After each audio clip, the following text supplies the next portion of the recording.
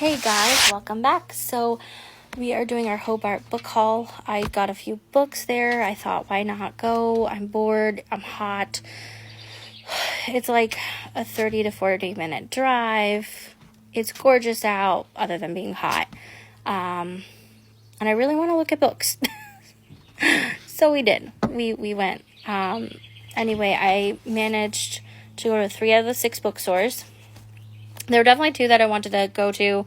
I could have probably made 2 more, but my son was kind of dragging me along. I also had his service dog with us, and with it being hot and everything, we just try to cut it short. Like I said, I can always go again. Not a big deal. Anyway, so the first store that I went to was Quarry Books. It is known for having fiction, sci-fi, fantasy, mystery, horror. That's kind of like the gist of the store. It's like this little, you walk in, it's kind of like a 2-room area with shelves. So, I did find, it's a reason that I actually want to go. I found Jean M. All. So I got this. If you have been following me for quite a while, I originally started with the Clan of the Cave Bears, and I did DNF it. This was years ago, like 10 plus years ago. So it's been a hot minute. But I'm going to give it I'm going to give it a chance again, okay? And if you're anything like me, you tend to collect the series before you read the books. You know, because collecting books and reading them tend to be 2 different things.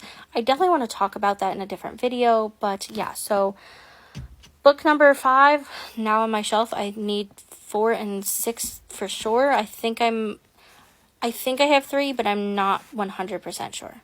I'm like 98% sure that I have it, so we'll double check that. Then I also grabbed 2 Agatha Christie books. They came to Baghdad and Halloween Party, which is part of the Hercule Poirot murder mystery, which my family is obsessed with. So I didn't even realize that. I just grabbed them because I like Agatha Christie. It's been a minute since I've read them. There's this amazing store if you're in the area, right? So we're talking Hobart, but if you're in the Catskills, if you're going to Cobleskill, so think like where House Caverns is, there's this cute little bookstore, Catnap Books. I really want to go back there. I'm about to age myself. I was 17 when I went. I'm turning 33. So it's been a while.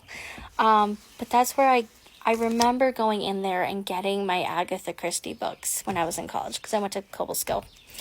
Yeah. Anywho, the second store that I went into was my favorite of all the stores. It is I forget the name of it, of course, but it is the Craft Cookbook and New York store. So you first walk in and it's all New York books. So, you know, local authors about New York, different places in New York, all that kind of thing, history, fiction, whatever, which is kind of cool. I don't know why that doesn't interest me, but it just doesn't. Anywho, then you go around the corner and so here, trying to like show you guys. Here's where you walk in. Here's where you pay. You go around. This side of the wall, this whole section is cookbooks, and then it's crafts on the other side of the room. They also have like antique crafting and cooking stuff, which is really cool to see.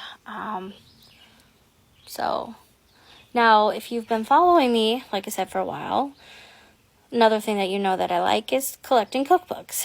But I am I'm very picky when it comes to cookbooks. It either has to be by a chef that I'm really, really interested in reading. Has to be from a book or a movie or a TV show.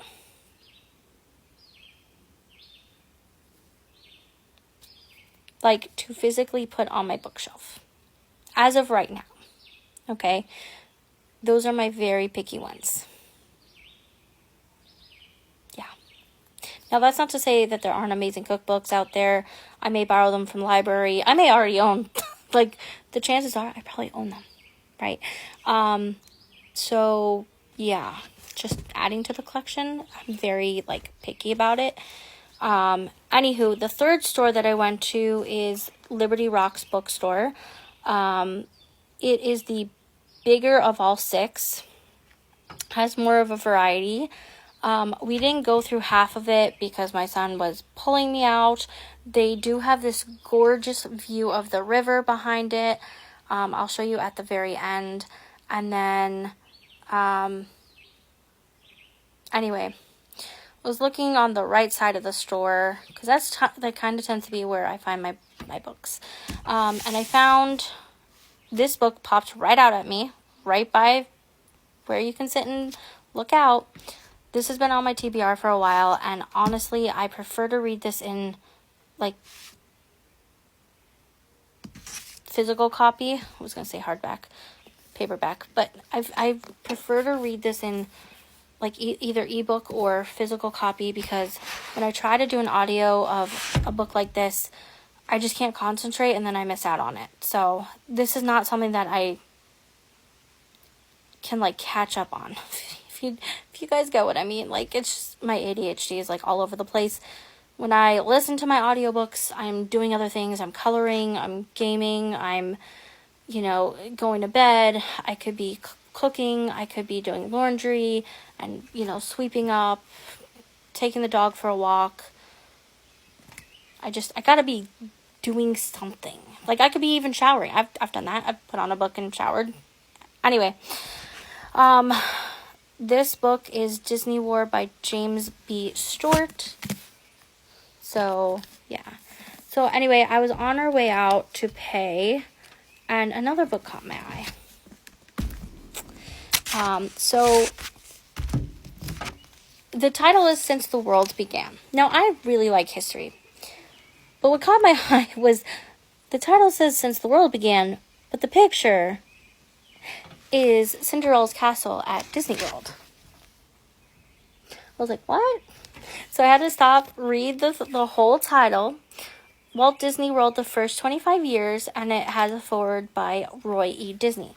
Now, we don't tend to talk a lot about Roy when it comes to how much he's helped the Disney company, and I think his story fascinates me. I love the balance between the brothers. Not to say that there aren't some things that couldn't be addressed, when it comes to the company and stuff. But if you know anything about Walt Disney and Roy Disney, maybe you don't, so stay tuned. Walt Disney had the imagination. He really was out there. Now, that's not to say that Roy wasn't creative. He absolutely was. He actually did a lot of the animation as well. However, Roy was a little bit more of the realistic one and was like, bro, we got to rein it in on the money spending, especially when it comes to Disney World, right? Because Walt Disney wanted to put gold, like real gold, on the top of the castle. Roy said no. Thank God. Like, that would have totally bankrupted them. Now that, if you know, they've almost gone bankrupt a few times. But yeah. So that is my haul for the day. Happy early birthday to me from me. Yeah. Anyway, so got some things off my TBR.